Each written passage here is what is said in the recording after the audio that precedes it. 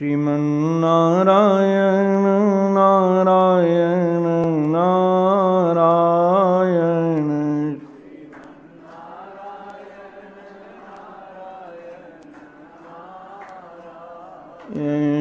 श्रीमन्नारायण नारायण नारायण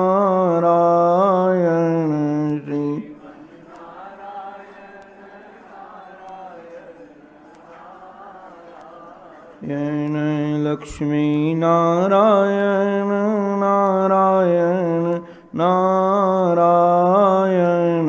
लक्ष्मी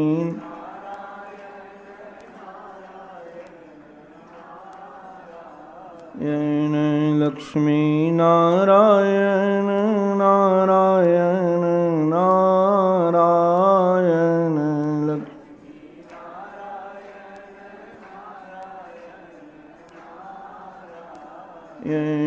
श्रीमन्नारायण नारायण नारायण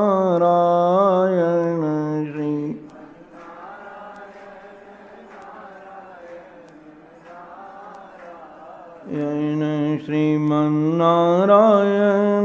नारायण नारायण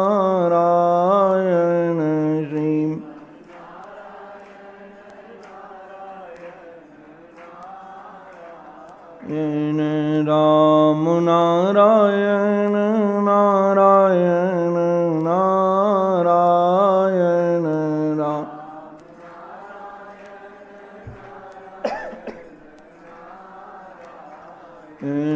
राम नारायण नारायण नारायण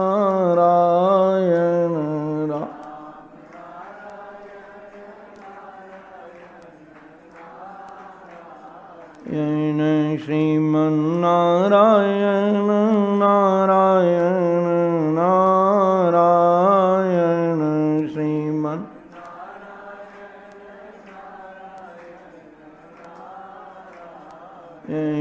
श्रीमन्नारायण नारायण नारायण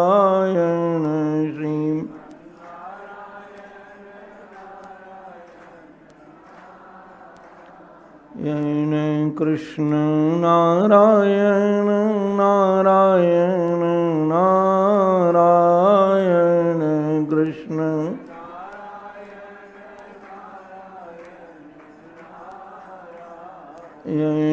कृष्ण नारायण नारायण नारायण कृष्ण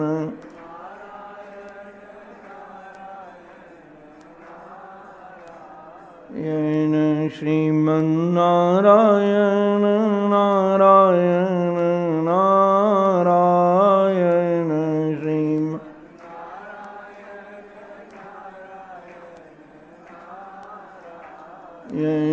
श्रीमन्नारायण नारायण नारायण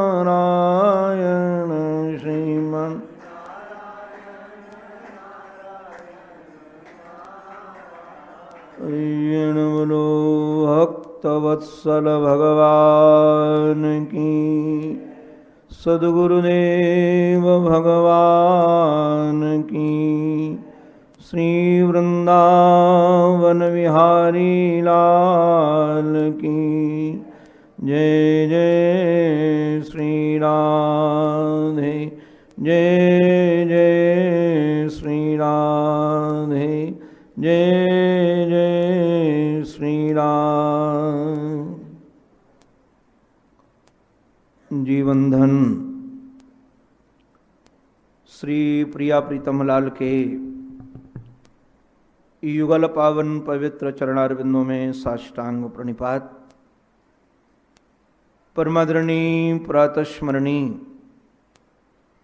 अनंत श्री समलंकृत श्री सद्गुरुदेव भगवान के युगल पावन पवित्र चरणारविंदों में बारंबार वंदन। परमादरणी पूज्य विद्वत वृंद, भूदेव वृंद, हमारे सांवरे सलोने सरकार की कथा से अनुराग रखने वाले भक्तवृंद एवं मातृशक्ति, आप सबके रूप में अपने आराध्य की ही अनेकानेक आकृतियां निहारता हुआ आप सबके रूप में अपने प्यारे का ही दीदार करता हुआ आप सबके भी पावन चरणों में मैं बारंबार वंदन करता हूँ।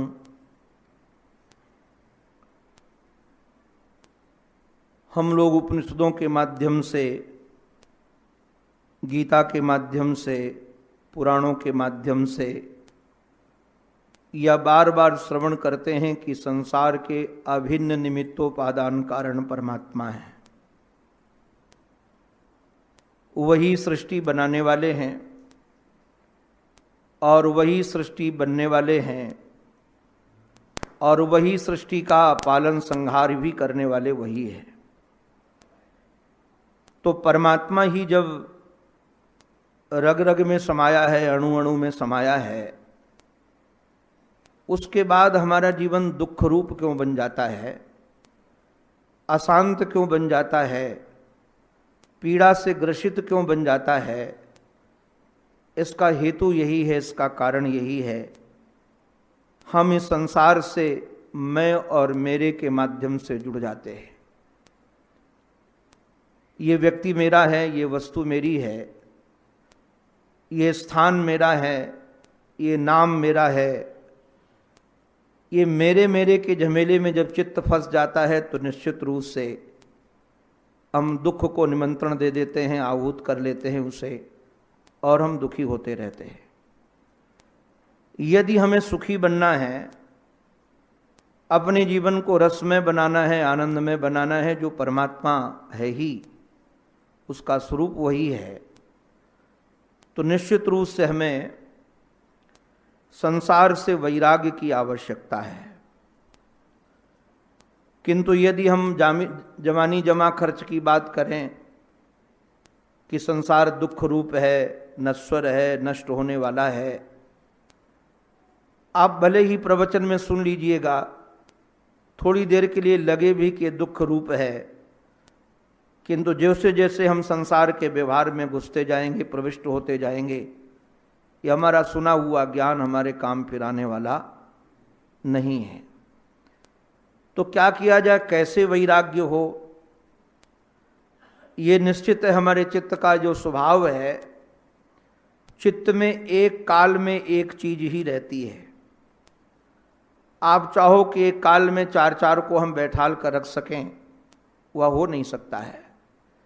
तो यदि आपके चित्त में परमात्मा बैठ जाए, परमात्मा से आपको प्रेम हो जाए, तो निश्चित रूप से फिर संसार का प्रेम अपने आप कट जाएगा, काटना नहीं पड़ेगा।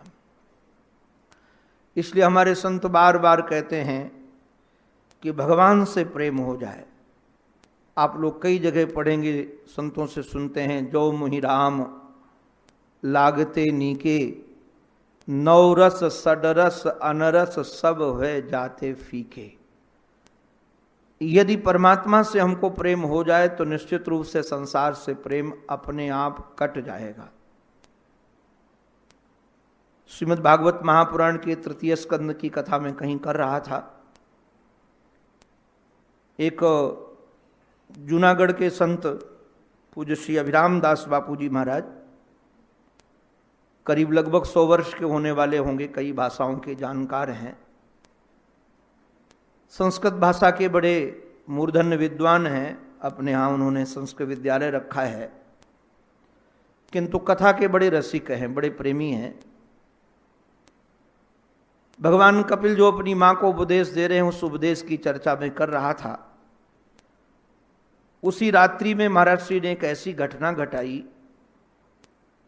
लगभग 2-2:30 बजा होगा, महाराज श्री हमारे कमरे में आकर के और हमारे पैर दबाने लगे। हमारी निद्रा खुली तो देखा कि बापू पैर दबा रहे हैं। मैं तुरंत खड़ा होकर के प्रणाम किया और प्रणाम करके कहा कि महाराज ये उल्टी गंगा क्यों बहा रहे हैं?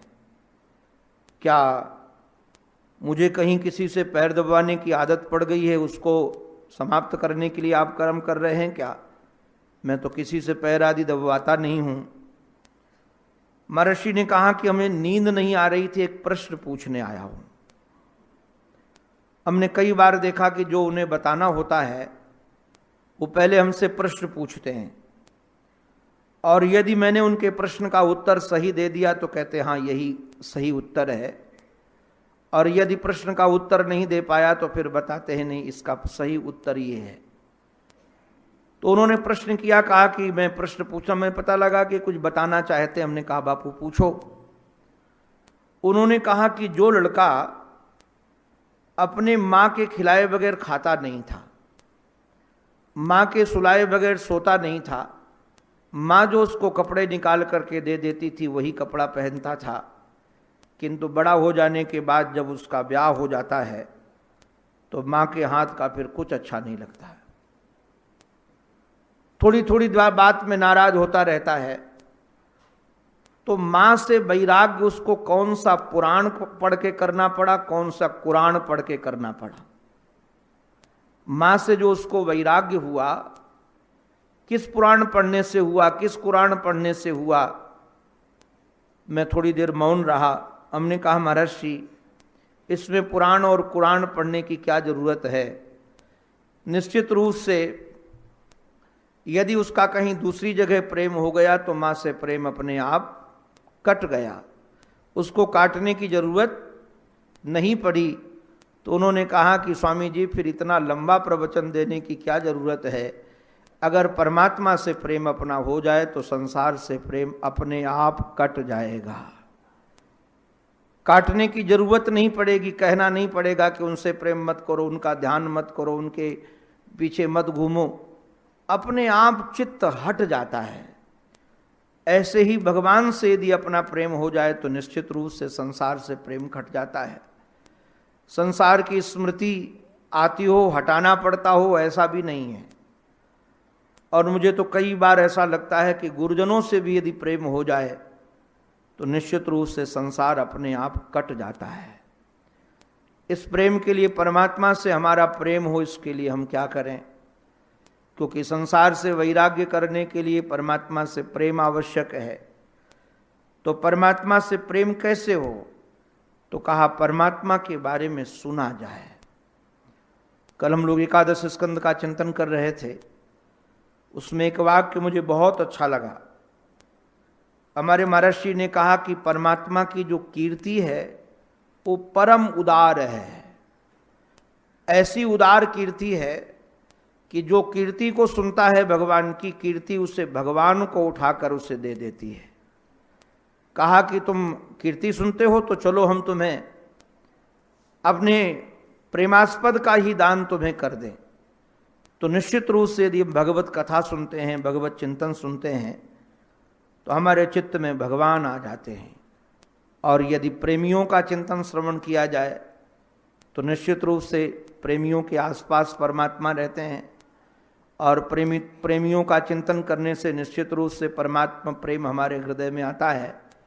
तो आओ हम सब मिलकर के अपने हृदय को कृष्ण रस से भरने के लिए, अपनी वृत्ति को कृष्णाकार बनाने के लिए हम श्री उद्धव जी महाराज के साथ में, श्री सुखदेव जी महाराज के साथ में श्री धाम वृंदावन की ओर गमन करते हैं। ध्यान रखने लायक बात यह है कि योजना पूर्वक हमारे जीवन धन गोविंद ने श्री उद्धव जी महाराज को श्री धाम वृंदावन भेजा है। योजना पूर्वक क्यों भेजा है, कारण क्या है इसका, इसके पीछे हेतु क्या है। भगवान श्री कृष्ण जानते हैं कि श्री उद्धव जी महाराज के कहीं भी चरित्र में न्यूनता नहीं है। उद्धव जी महाराज जैसा चरित्र आपको कहीं पात्रों में खोजने में जल्दी मिलेगा नहीं। तृतीय स्कंद में स्वयं जीवन धन श्री कृष्ण की वाक्य शैली है ये। वो कहते हैं कि उद्धव हमसे अणु मात्र भी न्यून नहीं है। अण्वपि मन न्यूनो, तो कहा कि अणु मात्रा से न्यून क्यों नहीं, कारण क्या है। कहा संपूर्ण जीवन में उनको कभी विषयों ने रौंदा नहीं है। अब श्री उद्धव जैसा चरित्रवान व्यक्ति आपको कहाँ मिलेगा। चरित्र की उज्ज्वलता की दृष्टि से देखा जाए तो उद्धव बेजोड़ हैं, और ज्ञान की दृष्टि से यदि देखा जाए तो साक्षात बृहस्पति के शिष्य हैं। और बुद्धि की दृष्टि से देखा जाए तो बुद्धि सत्तम है, और पद की दृष्टि से देखा जाए तो महामंत्री थे उस समय मथुरा के, और व्यवहार की दृष्टि से यदि देखा जाए तो परमात्मा के सखा थे। अब इतनी योग्यताएं तो किसी एक व्यक्ति में मिलना बहुत संभव नहीं है। हमने कई बार देखा है कि जिनके जीवन में बड़ी विद्या होती है तो उदारता नहीं होती है और संकीर्णताओं से चित्त भरा रहता है। कई बार बड़े बड़े विद्वान भी चरित्रवान नहीं हो पाते हैं और चरित्रवान लोग विद्वान नहीं हो पाते हैं। कई बातें देखी हैं कि कैसी कैसी विडंबनाएं जीवन में देखने को मिलती हैं, किंतु एक ही व्यक्तित्व में ये सब चीजें समाई हुई हैं। ज्ञानवान हैं, शास्त्रज्ञ हैं, निष्ठावान हैं, भगवान श्री कृष्ण के सखा हैं, चरित्रवान हैं। सब बातें होने के बाद भी इनका हृदय रसीला नहीं था। याद रखिएगा, बहुत चीजें हमारे जीवन में हों किंतु हृदय हमारा द्रवीभूत न हुआ हो, यदि हमारा हृदय पिघला हुआ न हो तो हम सब जगह सुख का संचार नहीं कर सकते हैं।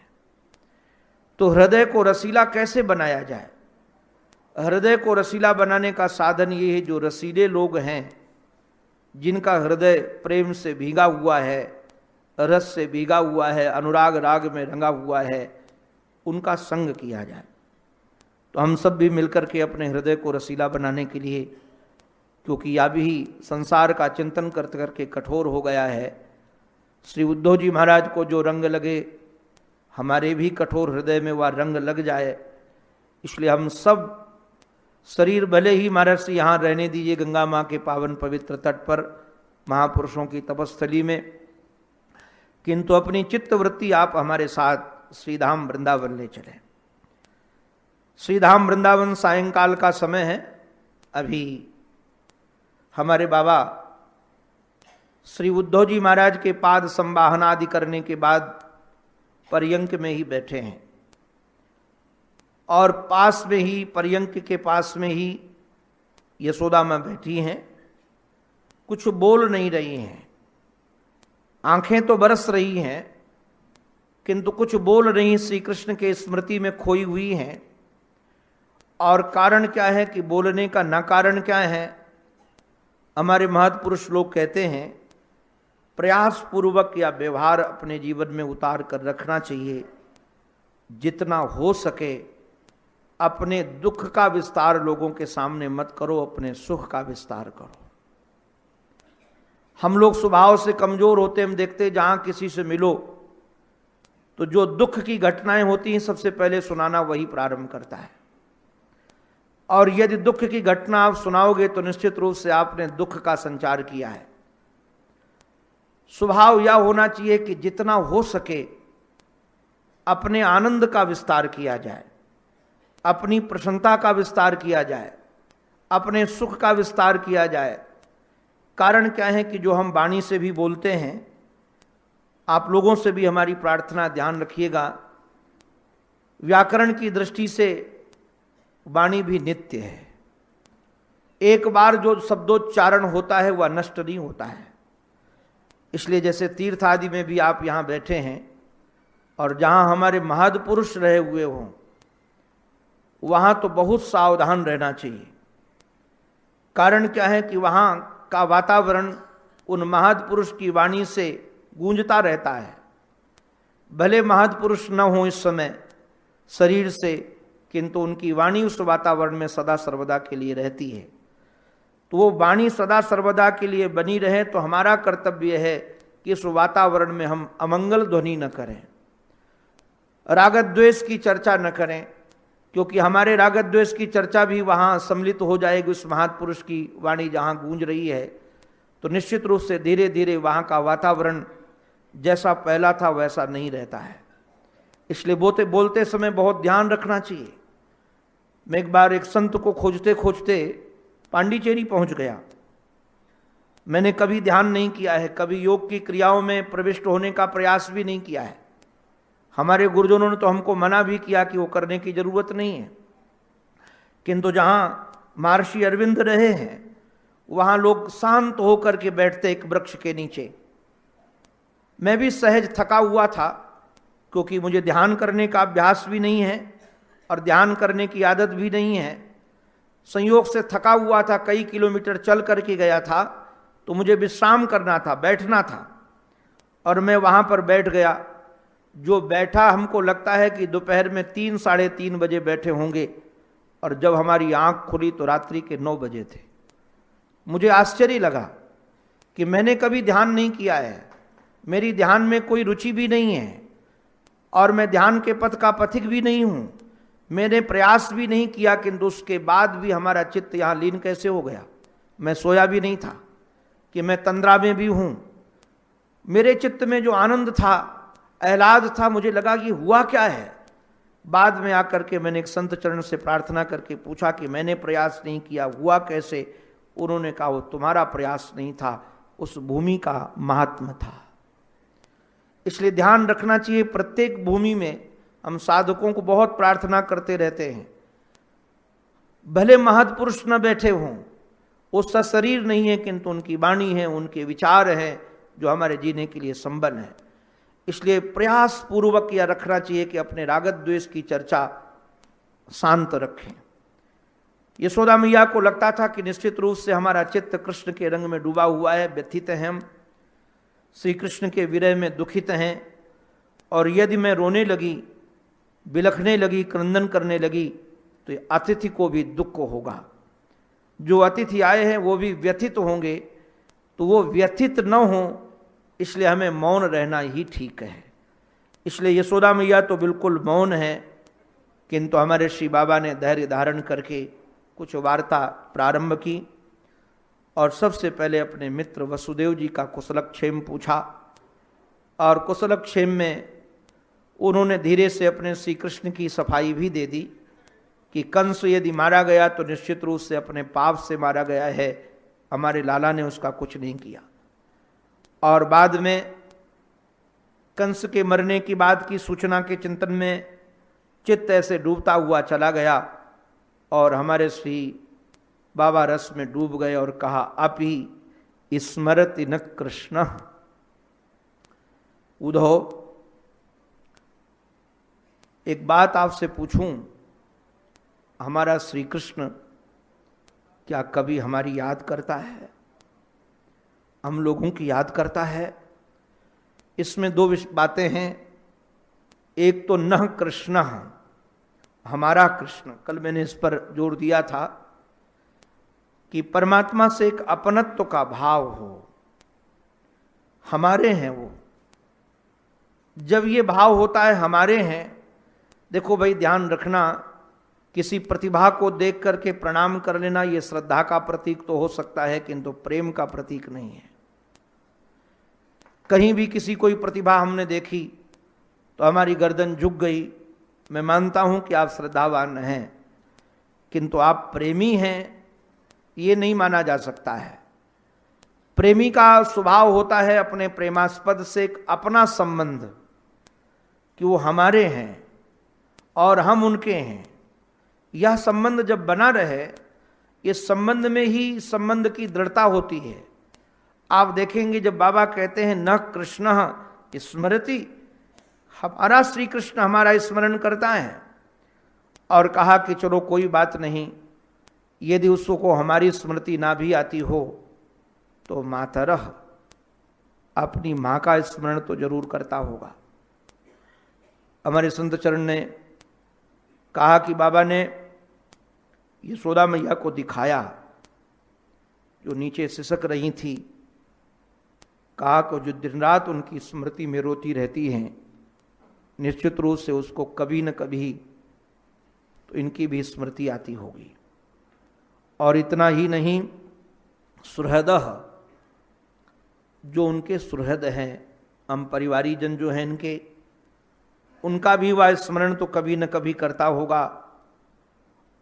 और ये सखीन, अपने सखाओं का। हमारे एक रसिक जन ने ऐसा चित्रण किया है कि मैं तो कल पढ़ते पढ़ते स्वयं एकांत में बिलख पड़ा कि प्रेम की ऐसी दशा होती है। वो संत चरण लिखते हैं कि गोपवाल कई बार वृंदावन के वन में जाते थे गिरिराज जी की तलहटी में जाते थे और वो भूल जाते थे कि श्री कृष्ण मथुरा चले गए हैं। उनको लगता था कि हम श्री कृष्ण के साथ ही गोचारण करने के लिए आए हैं और श्री कृष्ण इस समय दिखाई नहीं पड़ रहे हैं, पता नहीं कहाँ छुप गए हैं और कितने दूर चले गए हैं। तो सखा उच्च स्वर में श्री कृष्ण को पुकारते थे, कन्हैया, ओ रे कन्हैया, लाला लाला, ऐसे बन बन में पुकार पुकार करके वो मूर्छित हो जाते थे।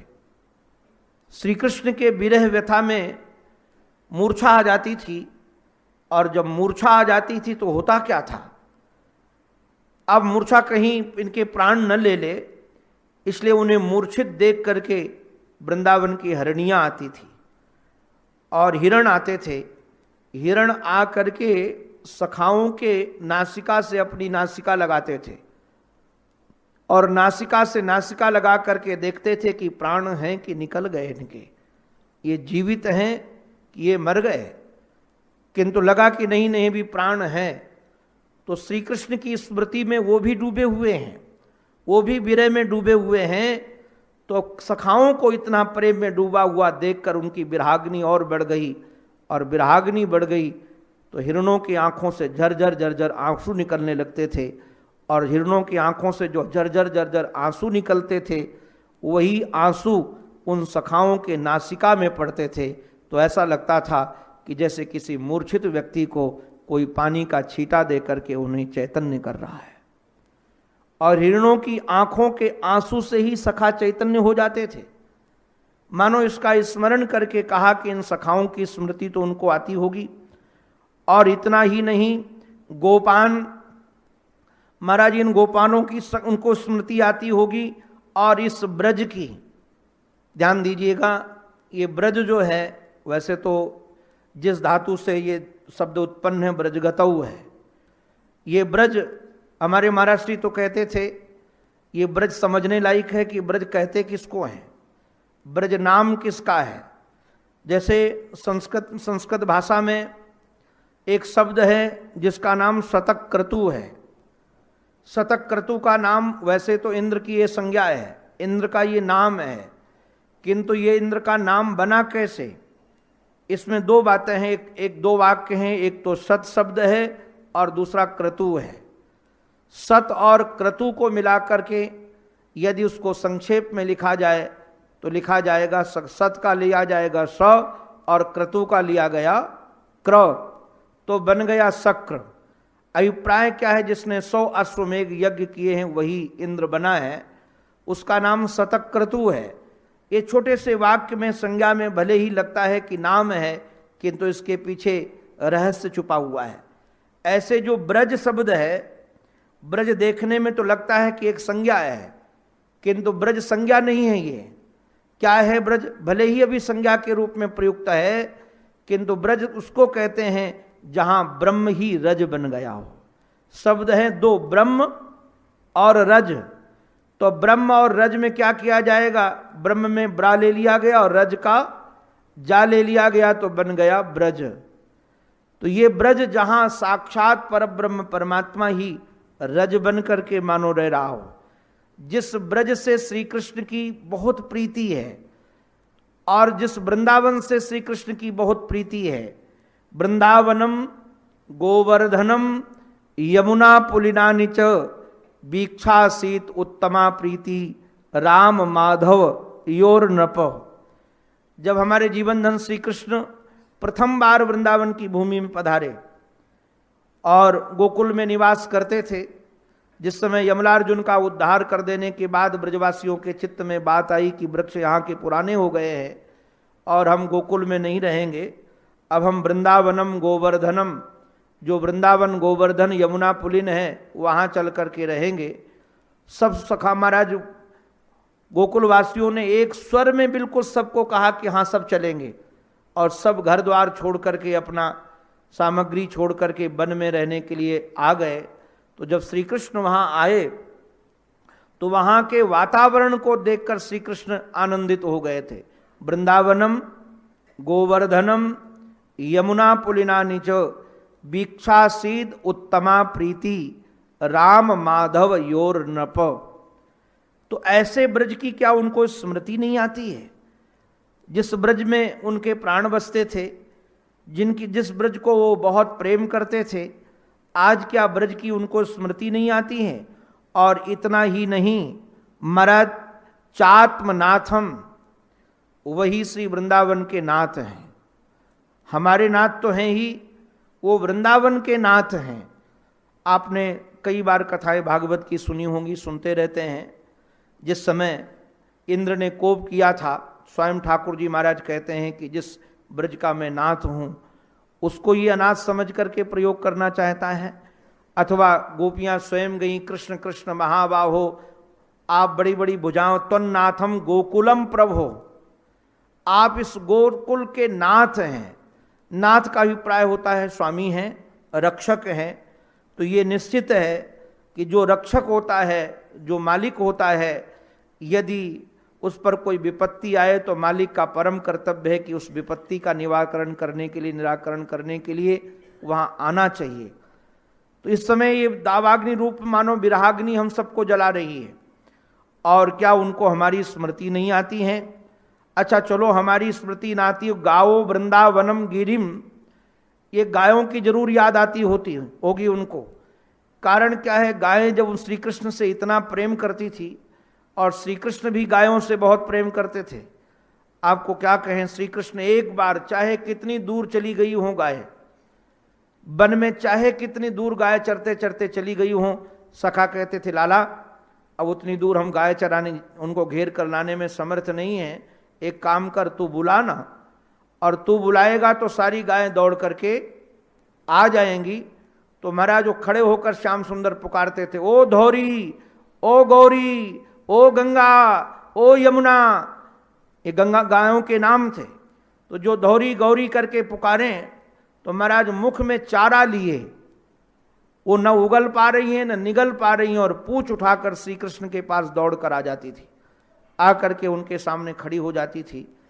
महाराज हमने तो पचमेड़ा में देखा, हमारे पूज्य स्वामी जी के यहाँ मैं गया हुआ था, महाराज जी ने आहूत किया था।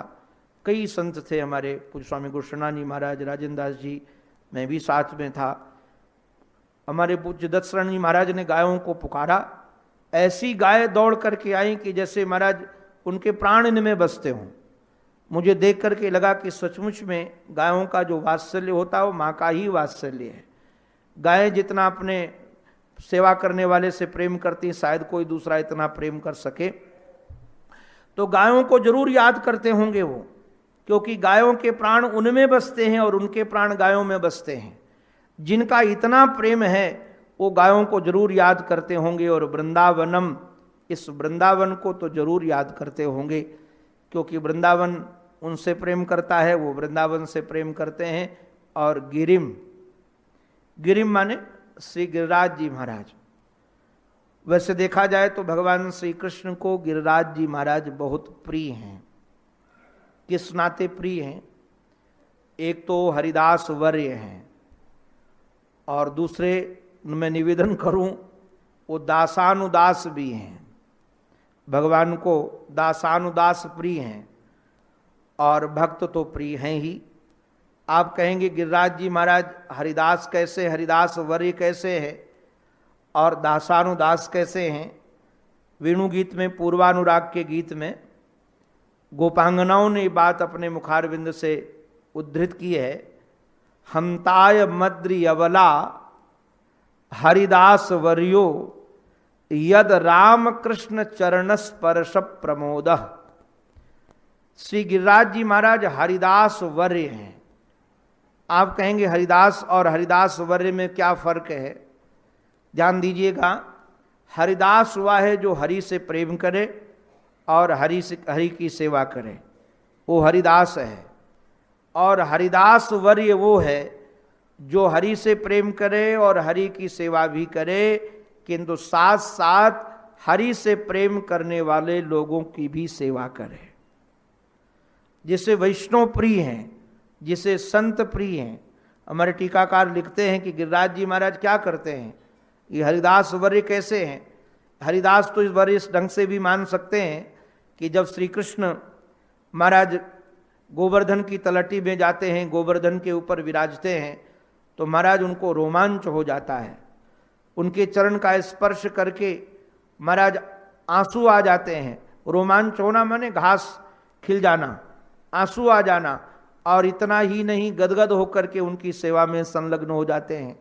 कई महात्मा कहते नहीं नहीं, बात यह है भगवान के सेवकों में श्रेष्ठ श्री गिरिराज जी महाराज ये विचार करने लगे। और सच में ये प्रेम का स्वभाव भी है। आप लोग भी ध्यान रखना, कोई स्त्री अपने पति से प्रेम करे और पति की सेवा करे, श्रेष्ठता है।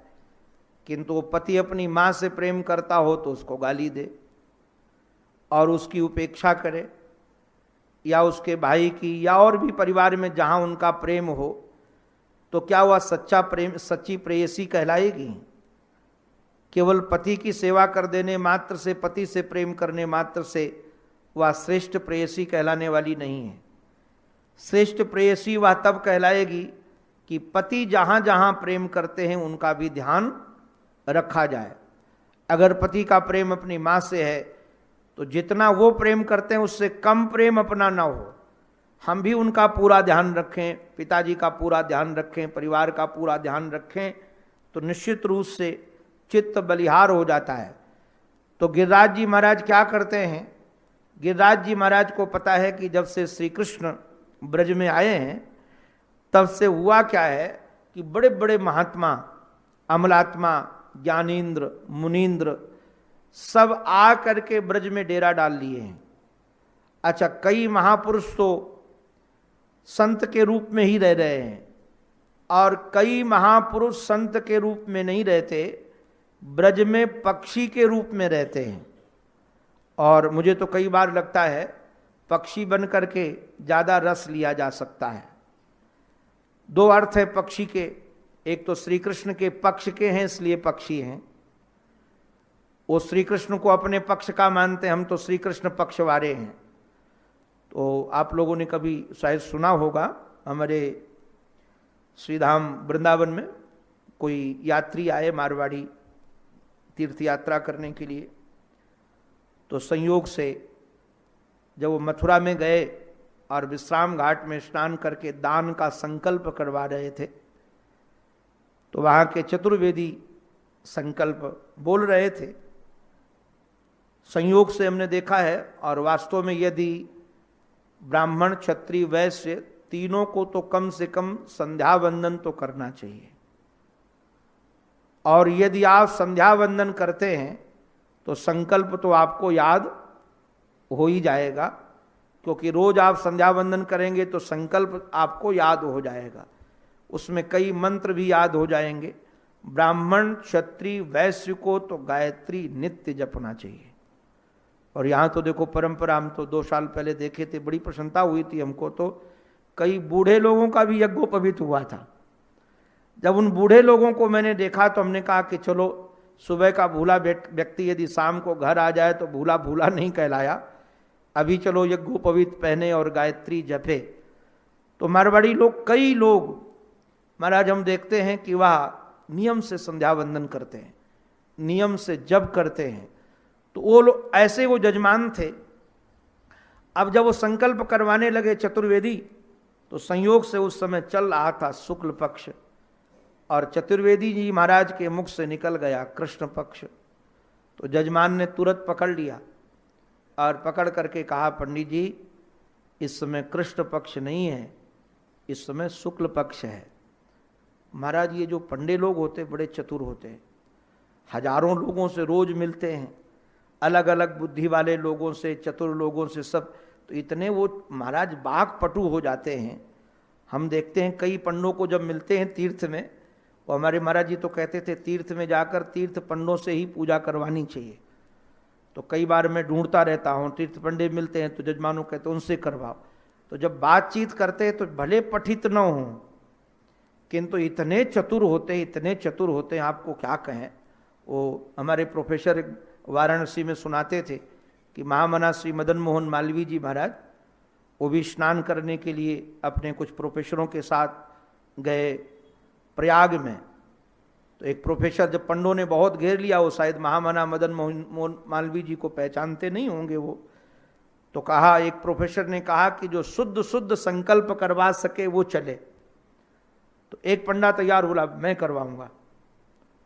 अब ले करके गए, संयोग से वो पहचानता था पूज्य महामना मदन मोहन मालवीय जी महाराज को। तो जब स्नान करने के लिए संकल्प करवाना था तो बड़े प्रेम से पूछा, कहा कि इधर से जो धारा आ रही है कौन सी धारा है? बोले गंगा की। इधर से जो धारा आ रही है कौन सी धारा है? बोले यमुना की। तो कहा सरस्वती कहाँ है? तो महामना मदन मोहन मालवीय जी महाराज ने कहा सरस्वती यहाँ गुप्त है। तो हंस करके कहता है, महाराज जहाँ सरस्वती गुप्त सुप्त है वहाँ शुद्ध संकल्प की आशा काहे को करते हो? भाई जहाँ सरस्वती जागृत हो वहाँ तो शुद्ध संकल्प की आशा की जा सकती है। तो जैसा मैं संकल्प करवा रहा हूँ वैसा आप सुन लो और कर लो, और शुद्ध शुद्ध करना है तो अपने आप बोल लो। हमारे मालवीय जी महाराज भी मुस्कुरा गए। तो ये पंडे लोग बड़े चतुर होते हैं।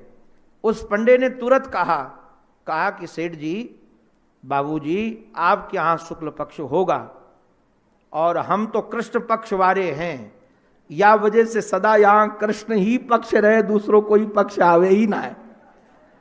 तो ध्यान रखना। तो भाई ये ब्रजभूमि में तो कृष्ण पक्ष वाले महात्मा, बड़े बड़े महात्मा, अमलात्मा, ज्ञानेन्द्र, मुनीन्द्र सब पक्षी बन करके रहते हैं। और वैसे तो गोपांगनाओं ने बात स्वयं अपने मुखचंद्र से कही है, प्रायो बताम्ब विहगो मुनयो बनेस्मिन, अस्मिन बने वृंदावने। प्राय बड़े बड़े महात्मा व्यास, पराशर, पुंडरी, च्यवन, परशुराम, गालो, भृगु, मार्कंडे, ये सब महात्मा पक्षी बन करके रहते हैं। और वैसे भी ये जितने जितने महात्मा हैं कोई न कोई वेद की किसी न किसी शाखा के पक्षी तो हैं ही। और बैठकर क्या करते, जब भगवान वेणु बजाते हैं तो विगतान्य वाचा, कुछ बोलते नहीं हैं और आंख बंद करके नियमित दृष्टि से केवल श्री कृष्ण की वेणु ध्वनि का रस लेते हैं। हमारे महर्षि कहते थे कि ब्रज में सचमुच में अगर लीला का रस लेना हो तो पक्षी बनकर रहने में ही मिलेगा। कैसे? वैसे तो भक्ति रस की 5 धाराएं हैं, किंतु हमारे श्री धाम वृंदावन में ब्रज में 3 प्रगट हैं। एक वात्सल्य रस की धारा, एक सख्य रस की धारा और एक मधुर रस की धारा। इन तीनों रस के उपासक आपको ब्रज में खूब मिल जाएंगे। अभी भी बहुत सारे रसिकों के हम दर्शन करते हैं जो श्री कृष्ण को पुत्र के रूप में आराधना करते हैं। पुत्र के रूप में हम तो जब यहाँ ऋषिकेश से गए, हमको एक संत के ऐसे दर्शन मिले, मैं आपको क्या कहूँ। वो भोली गोपी कहते थे उनको, थे पुरुष शरीर में, अपने आश्रम में रोज आकर संकीर्तन करते थे। जन्माष्टमी के दिन या हम लोगों की कभी कथा हो तो महापुरुष पूरा यशोदा का श्रृंगार करते थे, पूरा यशोदा का। और यशोदा का श्रृंगार करके वह श्री कृष्ण को पूरा का पूरा लाड़ लड़ाए। आश्चर्य की बात तो तब हुई कि हमारे जैसे शुष्क हृदय वाले व्यक्ति के जीवन में, जहाँ भक्ति की कोई गंध नहीं थी, जब मैं उनके संपर्क में आया तो महाराज जी ने कहा कि मैं तो अपने लाला को रोज दूध पिलाती हूँ, और आपको जानकर आश्चर्य होगा उस महापुरुष के वक्षस्थल से दूध निकाल करके उन्होंने हमको दिखाया। ऐसी उपासना करने वाले लोग हमारे यहाँ गीता प्रश्न में मुन्नी लाल जी, सनातन देव जी महाराज, यहाँ कितने ग्रंथों की उन्होंने अनुवाद किया है और इस परिवार के अभिन्न अंग रहे महाराज। उनकी अभी हमको अजमेर में कई चित्र देखने को मिले जो गोपी भाव में और पूरा का पूरा श्रृंगार किए हुए। हमें तो आश्चर्यचकित रह गया, क्योंकि मुन्नीलाल जी महाराज के प्रति, आदरणीय सनातन देव महाराज जी के प्रति मेरा इस ढंग की धारणा नहीं थी कि वो गोपी भाव में जीते थे, किंतु पूरा पुरुष होकर के पूरा का पूरा श्रृंगार। मैं तो फोटो खींच करके लाया उनके शिष्य के किसी के घर में, हमको मैं गया तो पता चला कि महाराज जी आकर रुकते थे, तो मैं सारे फोटो खींच करके लाया। तो ये वृंदावन की भूमि से लग जाने के बाद ये रंग लग जाता है। ये रंग जो है वृंदावन का जो रंग है ना, ये आराधना का रंग। और हमारे कई आचार्यचरण जो यहाँ जानकार हैं संप्रदाय के, तो निम्बार्क आदि संप्रदाय में तो मंजरी भाव की दीक्षा ही दी जाती है। वहाँ तो दीक्षा ही मंजरी भाव की है।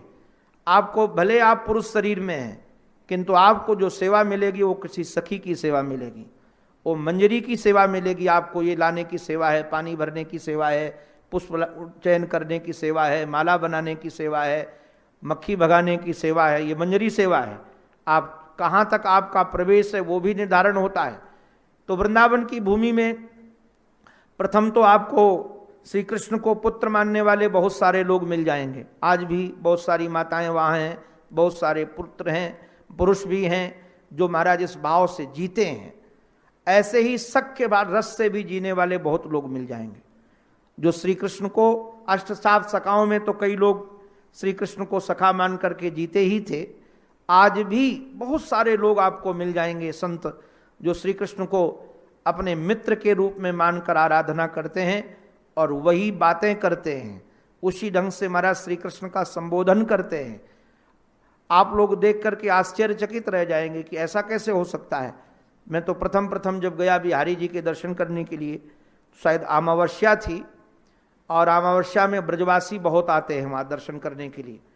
और ब्रजवासी क्या करते, 2 रुपए का माला, आज का 10 रुपए का माला, वो माला लेते हैं और माला लेकर के ठाकुर जी के सामने दिखाते, लाला देख ले माला, और अपने गले में डाल लेते हैं और दिन भर पहन करके वो माला घूमते हैं। कई महोत्सव में तो मैंने ये देखा, मुझे बहुत पीड़ा होती थी पहले कि ये कैसे लोग हैं, भगवान के साथ ऐसा व्यवहार करते हैं। वहाँ कई स्त्रियां आकर के श्री ठाकुर जी को गाली देती हैं और ऐसी ऐसी गाली दे करके जाती है कि सामान्य व्यक्ति सुनकर के घबरा जाएगा कि मामला क्या है, इसका दिमाग तो ठीक है, ये परमात्मा को ऐसे गाली कैसे दे रही है। तो निश्चित रूप से अपने अपने रस में बहने वाले लोग हैं और मधुर रस की उपासना भी सबसे वैसे कठिन मधुर रस की उपासना है, बहुत कठिन है, उसको संभालना कठिन है। किंतु मधुर रस की आराधना में भी बहुत लोग निमग्न आपको श्रीधाम वृंदावन में मिल जाएंगे। तो ये 3 रस की जो धाराएं वहां बहती हैं, इन तीनों का रस यदि किसी को लेना हो, अब जरा विचार करना, यशोदा मैया नंद भवन में हमारे जीवनधन गोविंद को अपनी गोद में बैठाल करके, अपनी कंचुकी खोल करके श्री कृष्ण के मुख में अपना स्तन दे रखा है और श्री कृष्ण माँ के दुग्ध का पान कर रहे हैं, रस ले रहे हैं, और वेदव्यास जी महाराज वहाँ पहुँच जाएं या देखने लगे कि लाला कैसे पी रहा है और माँ कैसे आनंद में भर करके पिला रही है। माँ आंचल ढक लेगी कि नहीं ढक लेगी? माँ को पिलाने में रस मिलेगा? संकुचित हो जाएगी। लाला के सुख में व्यवधान आएगा। किंतु वहीं वेदव्यास जी महाराज मोर बनकर छिटक छिटक कर नाच रहे हों आंगन में और रस भी ले रहे हों, तो माँ को कोई व्यवधान पड़ने वाला नहीं है। अथवा मानो माँ दुग्ध पान करा रही और सुखदेव जी महाराज हमारे पहुँच गए, बाबा जी अवधूत वेशधारी, तो माँ को संकोच होगा कि नहीं होगा? किंतु वहीं सुखदेव जी महाराज तोता बन करके और मीठे स्वर से कुछ गुनगुना रहे हों तो कोई व्यवधान पड़ने वाला नहीं है। इसलिए प्रायः बड़े बड़े महात्मा वहाँ पक्षी बन करके रहते हैं। और देखो सखा खेल रहे हों आपस में, और सखा जब खेलते तो उन्मुक्त होते हैं, बातचीत में उन्मुक्तावस्था होती है। आप बड़े बूढ़े वहाँ पहुँच जाओ तो उनके खेल में व्यवधान आएगा कि नहीं आएगा? आएगा ही। किंतु वहाँ कोई पक्षी बन करके आनंद ले रहा हो तो कोई दिक्कत नहीं। अच्छा, प्रिया प्रीतम निकुंज में मिल रहे हैं और कोई बाबा जी पहुँच जाए और कहे हमको मिलन का दर्शन करना है, श्याम सुंदर का दीदार करना है, किशोरी जी का सखियाँ कैसे सेवा करती है ये हमको देखना है, तो प्रवेश मिलेगा। किंतु वहीं कोई संत भ्रमर बनकर गुंजार कर रहे हों, पपिया बन करके प्यू कहाँ करके पुकार रहे हों, तो निश्चित रूप से उनको प्रवेश मिल जाएगा। तो वृंदावन की पावन पवित्र भूमि में निश्चित रूप से श्याम सुंदर को निहारने के लिए, उनका रस लेने के लिए बड़े बड़े महात्मा गिरिराज जी महाराज की तलहटी पर रहते हैं। अच्छा, कई तो महात्मा ऐसे हैं कि सशरीर उस शरीर में भी रहते हैं, मानो बाबा जी के भेष में भी। अब भगवान को लीला करना 21 किलोमीटर का श्री गिरिराज जी महाराज 7 कोश का, और भगवान को कुसुम सरोवर में कोई लीला करनी है, बाद में जाकर के यतिपुरा की तरफ जाना है। अब महात्मा यदि दौड़ दौड़ करके जाए उधर दर्शन करने के लिए, तो निश्चित रूप से पहाड़ी रास्ता है, तो कंकड़ भी होंगे, कांटे भी होंगे, चलने में तकलीफ भी होगी। तो श्री गिरिराज जी महाराज ने विचार किया कि जो संत लोग आए हुए यहाँ हैं उनको कष्ट न हो, इसलिए सुयवस हरी हरी घास के गलीचे बिछा दिए कि अब कोई महात्मा यदि लीला का दर्शन करने यहाँ से वहाँ जाना हो तो उसको पैरों में तकलीफ न हो। सुयवस, अच्छा वर्षा काल में, ठंडी के काल में रहने का स्थान हो तो महाराज कंदराए बना दी, खाने के लिए इधर उधर न जाना पड़े इसलिए कंदमूल प्रकट कर दिए, कंदमूल ही, और पानी की व्यवस्था भी, झरने भी बहा दिए। तो ऐसे जो गिरिराज जी महाराज हैं, गिरी हैं, जो श्याम सुंदर की सेवा में संलग्न, श्याम सुंदर के प्रेमियों की सेवा में संलग्न, और 1 दिन नहीं 2 दिन नहीं 7 दिन तक जिन्होंने उनको अपने हाथ में उठाया। अरे महाराज, एक ससिक संत तो यहाँ तक कहते हैं कि श्याम सुंदर को गिरिराज जी महाराज की शिलाओं का रस लेना था, चाटना था उनको। इतना शिलाओं के प्रति प्रेम उमड़ा, इतना प्रेम उमड़ा गिरिराज जी के ऊपर कि उनको शिलाओं का रस लेना था। तो कहा कैसे रस ले, ऐसे मनुष्य रूप में जाकर चाटने लगेंगे शिलाओं को तो लोग अच्छा नहीं मानेंगे, संभव भी नहीं है। तो ब्रह्मा जी महाराज को कहा कि तुम हमारा सहयोग करो। तो कहा क्या सहयोग करें तुम्हारा? बोले सहयोग ये करो कि इन बछड़ों को छुपा दो और हम ही बछड़ा बन करके गिरिराज जी महाराज की शिलाओं को चाट चाट करके उनका रस लेंगे। तो गिरिराज जी से इतना प्रेम श्री कृष्ण का, इतना अनुराग श्री कृष्ण का, तो निश्चित रूप से गिरिराज जी की तो स्मृति करते ही होंगे। हमारे श्री उद्धव जी महाराज बड़े गंभीर होकर के कहा कि बाबा तुम अपने लाला के बारे में ऐसा समझते हो कि आपको वो याद नहीं करते हैं, आपकी स्मृति नहीं करते हैं। बाबा ने कहा कि उद्धव मैं मानता हूं कि स्मृति करते हैं, हमसे प्रेम करते हैं, तो क्या जिससे प्रेम किया जाता है क्या उसके पास कभी जाया नहीं जाता है? क्या वह कभी आएंगे नहीं हम लोगों को देखने के लिए? अपि आयास्यति गोविंद, वो गोविंद हैं, हमारे हैं, क्या कभी अपने स्वजनों को देखने के लिए एक बार भी नहीं आएंगे? हम तो सोचते हैं कि प्राण निकलने के पहले कम से कम एक बार उनका दीदार हो जाए। क्या सच सच बताओ नहीं आएंगे वो? तरही दृक्षाम तद वक्त्रम सुनसम सुस्मिते क्षणम, जब एक बार भी आ जाएंगे तो हम जरूर उनको निहार करके, उनके मुखारविंद को निहार करके अपने जीवन को धन्य धन्य बना लेंगे। हमारे बाबा इस प्रकार से प्रेम में डूबे हुए हैं। बाबा के चरणों में, ब्रजवासियों के चरणों में प्रार्थना है या प्रेम का एक रज भी हमारे हृदय में प्रकट हो, जिससे हमारा भी रसीला हृदय बने। अंत में अपने आराध्य के पावन चरणों में यही प्रार्थना है, हमारी मति, हमारी रति, हमारी गति एकमात्र हमारे आराध्य के चरणों में बनी रहे। इसी प्रार्थना के साथ ये उनकी वाणी उन्हीं के पावन पवित्र चरणारविंदों में समर्पित।